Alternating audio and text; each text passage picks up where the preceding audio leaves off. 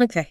So today we're going deep on something I think a lot of us think about pretty much all the time, our relationships, romantic relationships specifically. For sure. And you sent over a ton of really fascinating material on adult attachment theory. Yeah. So our goal today is to really extract those key ideas so you can quickly get up to speed on how this stuff really works. Right. And hopefully you'll get some of those like aha moments. For sure. Without getting too bogged down in all the jargon and all the kind of clinical terms. Yeah. So where do we even begin with all this? Well, so we're really diving into attachment theory as this framework for understanding like our very, very, very deep need to feel close to people. Yeah. And feel secure in our romantic relationships. Right. And I think that the sources that you sent over really do a good job of illuminating those three main attachment styles, which I think most people are familiar with, at least on a basic level, secure, anxious, and avoidance. Right.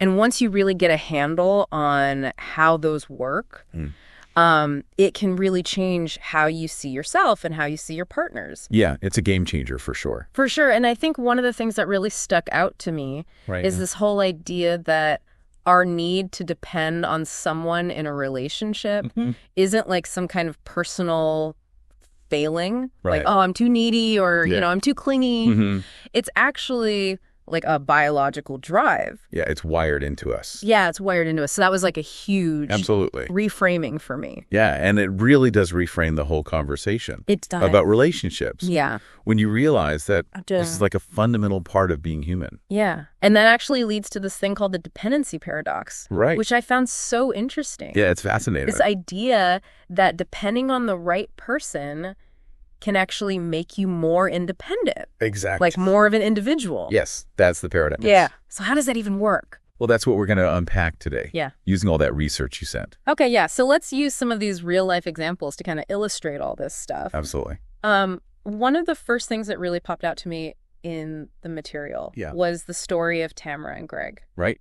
Can you kind of walk us through what happened there? Sure. So Tamara was initially really drawn to Greg. Because he seemed so reassuring, Like he said all the right things. Okay.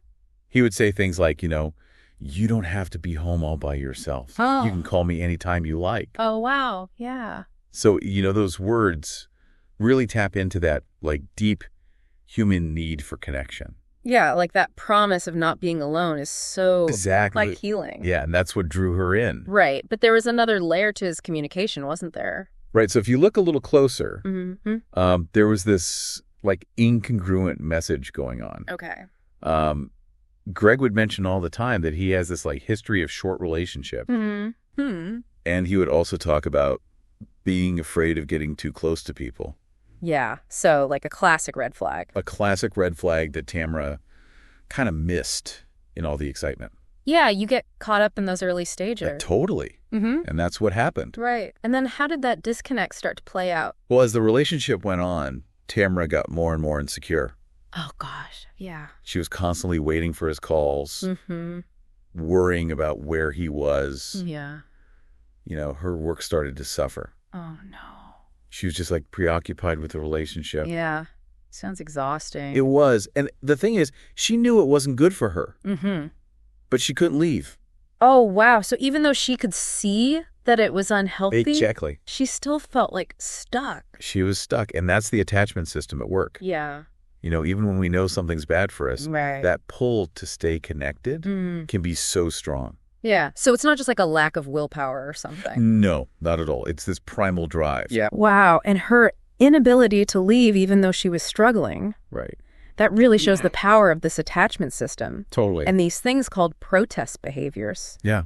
So those are the things we do when we feel like our connection is threatened. Right. So like calling someone a million times. Yeah. Trying to make them jealous. Oh, yeah. These are all protest behaviors. And those aren't just like crazy outbursts or something. No, they're actually rooted in our biology. Oh, wow. Okay. Like imagine a little kid who's lost their parent. Oh, yeah. They're going to be frantic. Yeah. They're going to do whatever they can to find them. Right. And that's kind of what's happening in adult relationships, too. Oh, so it's not about being immature. No, it's about survival. Back in the day. Yeah. Being close to your caregiver or your partner was literally a matter of life or death. Wow, that makes sense. So we evolved to prioritize those connections. Okay, and it's not just people in therapy who have attachment styles, right? All right, this applies to everyone. Everyone. Whether your relationship is going great or it's a total disaster. Okay, so we all have an attachment style. We do. And it's not like a good or bad thing. Right, it's just how we're wired. Right. So none of the styles are like inherently pathological? No, not at all. Okay, good to know. They're just different ways of navigating relationships, right, shaped by our experiences. So where do these styles even come from? Well, initially, researchers thought it was all about how we were raised. Okay. Like if you had really attentive parents, you'd probably be secure. That makes sense. If your parents were kind of inconsistent, yeah, you might be anxious. Okay. And if they were distant or cold, you might be avoidant. Right, so like nature versus nurture, kind of? Yeah, exactly. But it's more complicated than that, right? It is. Like our understanding has evolved. Yeah, it's not just about childhood anymore. Okay. It's also about our adult experiences, the relationships we've had. You know, even just thinking about our patterns can change things. So it's a more dynamic picture. Much more dynamic. Okay, so let's break down these three styles. Like, how do they actually show up in adults? All right, so let's start with secure attachment. Okay. So someone who's secure is generally comfortable with closeness, but they also value their independence. All right. They don't freak out if their partner needs space. Right. And they're not constantly worried about being abandoned. Yeah, they're just kind of like chill. Yeah, they're pretty chill. Okay, and what about avoidant? So avoidant folks tend to be uncomfortable with closeness. They have a hard time trusting people. Yeah. And they get nervous when someone tries to get too close. Like emotionally close. Exactly. Right, so their partners might often want more intimacy. Yeah, that's a common dynamic. Okay, and then there's anxious. Right, so anxious people crave closeness. Sometimes more than their partner can handle. Okay. They worry a lot about their partner's love and commitment. Oh, gosh. Yeah. And they really want to merge completely with the other person. But that can actually scare people away, right? It can, because it can feel suffocating. Yeah, so these are like three different approaches to intimacy. Exactly. Each with its own set of challenges. For sure. Now, this whole idea of codependency, right, that came up a lot in the material. That's a big one. And it really challenges how we think about dependence in relationships. Absolutely. Like, is it okay to need someone? Right. Or is that a sign of weakness? Exactly. And for a long time, our culture has kind of demonized dependence. Really? Especially in romantic relationships. Like we should be these perfectly self-sufficient individuals. Yeah, like needing someone is somehow childish. Right. And your sources talk about this connection to how we used to view parenting. Like there was this whole push to discourage too much mother love. Wow. The idea was that kids needed to be independent. Right. From a very young age. Wow. So we've kind of carried that over into adult relationships. Yeah, like needing your partner is a bad thing. Right. And the sources actually critique this whole codependency movement that was so popular a while back. It was all about self-reliance and emotional distance. Yeah, like don't get too attached. Exactly. Keep your feelings in check. Right, but the science doesn't really support that, does it? It doesn't. There was this really cool brain imaging study. Oh, tell me about it. So they had these women under stress, and they found that just holding their partner's hand actually reduced activity in the hypothalamus, which is the part of the brain that controls the stress response. Wow. So just physical touch from someone you love can actually calm you down? It can. And what's even cooler is that the effect was strongest for women who are really happy in their marriages. Oh, wow. So a good relationship can actually make you more resilient to stress. Exactly. That's amazing. It is. And John Bowlby, one of the pioneers of attachment theory, he was talking about this need for connection. Like way before we had brain imaging. Way. He understood that we're wired for connection. You did. It's not about being incomplete as an individual. Right. It's just part of who we are. It's part of our nature. Okay, so this brings us back to the dependency paradox. Yeah. How can depending on someone actually make you more independent? So the idea is that when you feel secure in your relationship, you're actually more free to explore the world. You're more likely to take risks. Okay. To pursue your goals. Yeah. To be your true self. Because you know you have that solid foundation. Exactly. It's like having a secure base. Right. You can venture out knowing you have someone to come back to. It's like that saying, a strong back makes a soft front. I love that. Yeah, like when you feel supported, right. you can be more vulnerable and more open to new experiences. And the sources even boil it down to this one sentence. Okay, what is it? If you want to be independent and happy, find the right person to depend on. Wow, that's really powerful. It is. And it really gets to the heart of what attachment theory is all about. Yeah, it's not about avoiding dependence. Right. It's about finding the right person to depend on. So that brings us to this idea of the secure base. Right. Which comes from research on infants. Mm-hmm. Can you explain how that works? Sure. So they did these experiments called the strange situation. Okay. Where they basically put a baby in a room with their mom. Mm-hmm. And then the mom leaves. Okay. And they watch how the baby reacts. Okay. And what they found was that securely attached babies, they get upset when mom leaves. Right. But they calm down quickly when she comes back. Okay. And then they're able to go back to exploring the room. So the mom is like this safe haven. Exactly. They know they can count on her. Yeah, and that allows them to be more adventurous. Right, because they're not constantly worried about her disappearing. Exactly. Okay, so how does this apply to adult relationships? Well, as adults, we're not exploring a playroom anymore. Right, we have jobs and responsibilities. Exactly. Yeah. But the principle is the same. Okay. When we feel securely attached, we're more likely to take risks in our careers. Yeah. To pursue our passions. To be more creative and innovative. Because we know we have that support system. Right. Okay, but what if we don't feel secure? And it's the opposite. Oh, no. We're more likely to play it safe. To hold ourselves back. Yeah. To be afraid of failure. Because we're worried about losing that connection. Exactly. And the sources even use the example of Karen and Tim from that reality show. Right, the one where they have to do all those challenges. Yeah, and Karen needed Tim there. She did. To feel confident enough to compete. She needed that reassurance. Yeah, it's like a grown-up version of the strange situation. It is. So understanding our attachment style is key. Yeah, both our own style and our partner's style. Right, so how do we even figure out our own attachment style? Well, the sources provide this modified version of the ECR questionnaire. Okay, what's the ECR? It stands for Experiences in Close Relationships. Okay. And it's designed to measure two main things. Your anxiety about the relationship. Right. And your tendency to avoid intimacy. Okay, so by answering these questions, right, you can get a sense of your attachment style. You can. And it's not like set in stone, right? No, it's not. Like our attachment style can change over time. It can. It's what we call plastic. Okay. Meaning it can be molded by our experiences. So just because you're avoidant now doesn't mean you'll always be avoidant. Exactly. Okay, that's good to know. It is. Now, what about figuring out someone else's attachment style? That's trickier. Yeah. Because you can't get inside their head. Right. But the good news is people reveal their attachment style through their behavior. Oh, really?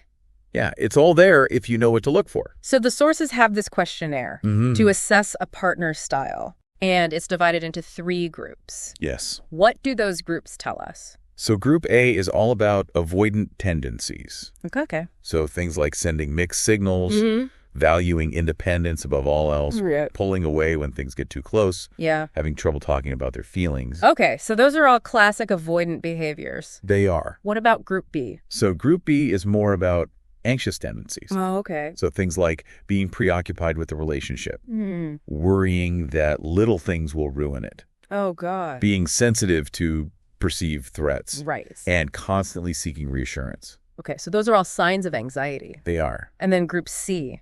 Right. Group C kind of dives deeper into the anxious style. Okay. So like craving intense intimacy, being super sensitive to rejection. Yeah. And maybe even resorting to drama when they feel insecure. Right. So it's like anxiety on steroids. Yeah, you could say that. Okay. So by watching how someone acts, we can start to piece together their attachment style. You can. And the sources have this handy cheat sheet. Yeah, cracking others' attachment style. Yeah. It's super helpful. So what are some of the key things to look for? Okay, so for avoidant folks, watch for those mixed signals. Right. The constant need for independence. Yeah. The pulling away when things get close. And the difficulty expressing their feelings. Okay, and for secure people? They're pretty straightforward. Yeah. They're reliable. They communicate well. Yeah. They're not afraid of commitment. Right. They're just generally easy to be around. Okay. And what about anxious folks? So anxious people tend to need a lot of reassurance. Okay. They express a lot of insecurity. Mm-hmm. They might play games to get attention. They overthink everything. Yeah. And they're just generally preoccupied with the relationship. So it's like a lot of emotional intensity? Can be. Okay. And the sources say it's also important to pay attention to what's not happening. Oh, yeah, that's key. Like, what do you mean? Well, sometimes the absence of certain behaviors can tell you just as much as their presence. Okay. Like if someone never talks about the future, Yeah. that could be a sign of avoidance. Or if someone never expresses their needs, Right. that could be a sign of anxiety. Interesting. So it's not just what they do, No. it's also what they don't do. Exactly. Okay, that's really helpful. It is. Now let's look at some real life examples. Yeah, let's put this all together. Okay, so first up we have Barry. Okay, Barry. He's divorced and in his late 40s. Right? What does his story tell us about his attachment style? So Barry seems pretty avoidant. Okay. He talks about wanting casual sex and being afraid of commitment, Right. even though he's been dating someone great for almost a year. Wow. He also emphasizes the importance of financial independence. Yeah. And he blames his single status on not meeting the right woman. Which is a classic avoidant move. Okay, so he's basically running from intimacy, pretty much. Next we have Bella. Okay, Bella. She's single and in her early 20s. Right. And her story seems pretty different. It does. What's her attachment style?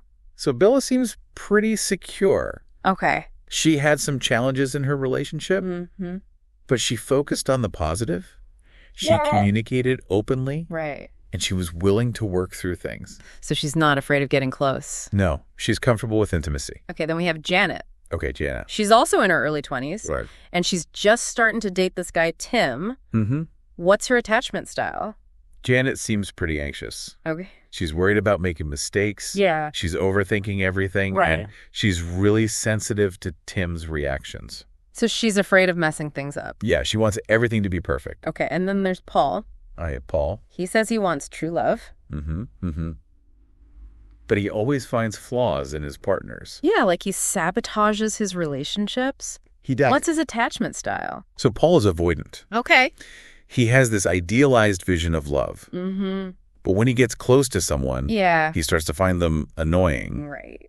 And he blames his single status on not finding the one. So he's basically avoiding real intimacy. Exactly. Okay, next up is Suzanne. All right, Suzanne. She craves close relationships. But she always gets hurt. Yeah, it's like a pattern for her. It is. What's her attachment style? So Suzanne is anxious. Okay. She really wants closeness, Mm-hmm. but she's also terrified of rejection. Yeah. So she ends up in these painful situations over and over again. Okay, and finally we have Emily. All right, Emily. She seems secure at first. But then she starts acting anxious. Yeah, when she starts dating this guy, David. Right. What's going on there? So Emily's story shows how much our partner can influence us. David was inconsistent and unreliable. Yeah, not a good guy. And that triggered Emily's anxiety. So even though she's normally secure, she started acting anxious because of David. Exactly. But then she meets someone new. And she goes back to being secure. So it's like she was only as troubled as the relationship she was in. That's a great way to put it. Yeah, it's really hopeful. It is. Because it means we can change. We can. And we can choose partners who bring out the best in us. Absolutely. Okay, so to sum all this up. Yeah, let's recap. Needing someone is normal. It's human. It's part of our biology. It is. Understanding these attachment styles can really help us understand our relationships. It can. And it can help us make better choices in the future. For sure. So, listeners, Yeah. now you have this knowledge. You do. Use it wisely. Go forth and find secure love.